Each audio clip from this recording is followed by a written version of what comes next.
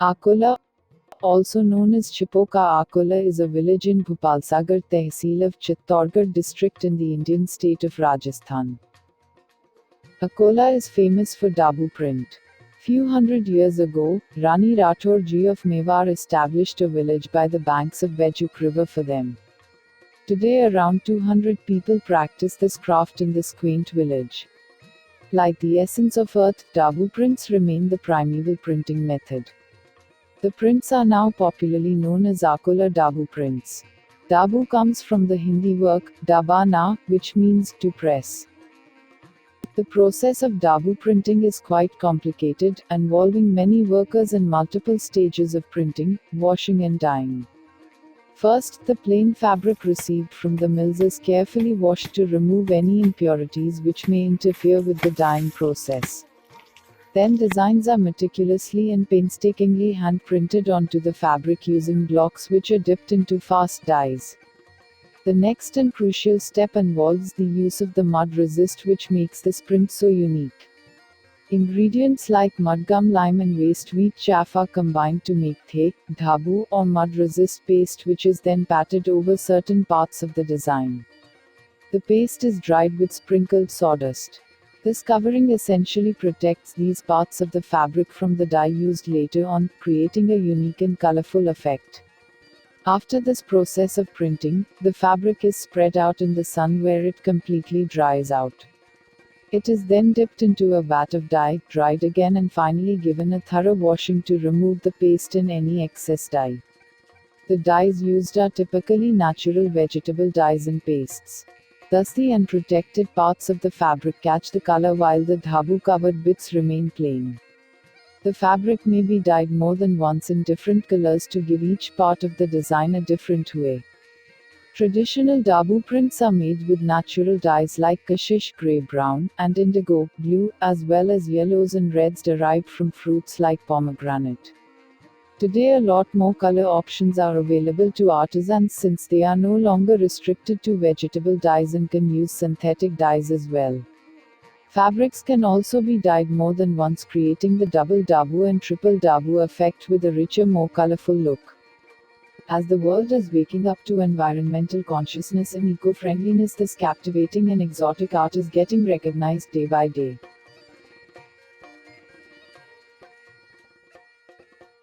मेरा नाम लक्ष्मीलाल छिपा है। अकोला चित्तौड़गढ़ डिस्ट्रिक्ट में हमारा गांव पड़ता है और हमारा जो ट्रेडिशनल मेन परंपरागत काम है दाबू प्रिंट।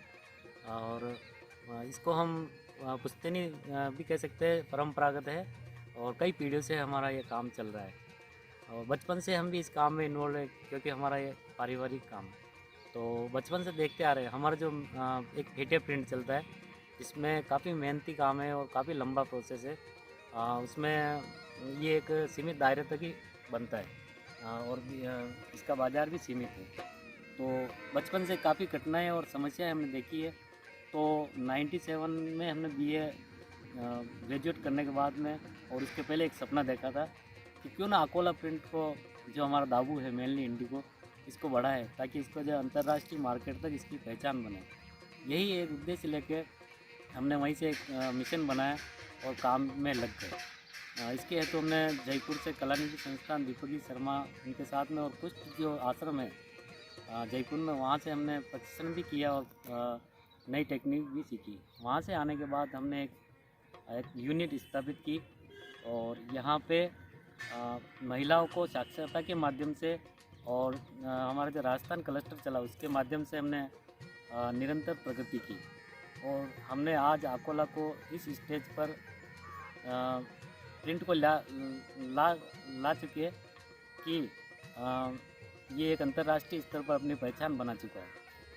इस बीच में हमारा को काफ़ी समस्याओं का सामना करना पड़ा और फिर भी हमें इस बात की खुशी है कि इस प्रिंट को हमने विश्व स्तर पर इसकी पहचान बना दी। इसमें हमारा जो मेन प्रोसेस होता है नेचुरल, इंडिगो नेचुरल, और उसमें हमारे जो काम आने वाली चीज़ें मिट्टी, काली मिट्टी, गोंद, चूना और उनकी एक प्रक्रिया है बनाने की। वो अन्य जिलों और अन्य जहाँ भी वर्क जहाँ भी काम होता है उन सब से अलग है। तो उस मिट्टी को बनाने के लिए हमें काफ़ी मेहनत करनी पड़ती है। उसको पैरों से रौंदा जाता है, उसको उसमें चूना मिलाया जाता है, बड़ा जो गोंद रहता है उसमें उसका पेस्ट बना के उसको बार-बार छाना जाता है। उस पेस्ट को ऐसा शहद जैसा बिल्कुल बना देते हैं, फिर उससे हम प्रिंट करते हैं। उससे हम बिल्कुल बारीक-बारीक प्रिंट भी कर सकते हैं और वो टिकाऊ मिट्टी भी रहती है, तो हमारा यहाँ का दाबू यहाँ के वातावरण के हिसाब से बहुत कनेक्ट रहता है और जब तक हम चाहते हैं तब तक वो टिका रहता है। अ, इसमें हम नेचुरल डाई करते हैं, इंडिगो उसमें चूना, गुड़ और अनार का रस वगैरह ऐसा डाल के हम इंडिगो तैयार करते हैं, उनसे डाई करते हैं। और डिफरेंस डाई के लिए हम जैसे एल्जरिन और फिटकरी और जैसे कत्था वगैरह और मंजिस्टा, इस तरह से हम विभिन्न विभिन्न पेड़ों की छालों और इनसे हम ये डाई तैयार करते हैं। और हमारा यही मेन उद्देश्य रहता है कि जहाँ जो चीज़ हमारे द्वारा बनाई हो लोगों तक पहुँचे, वो पूरी तरह वेजिटेबल हो, प्रकृति से जुड़ी हो, लोगों को उसका पहनने पर उसका स्वास्थ्य लाभ भी हो। तो इस इस क्रम में निरंतर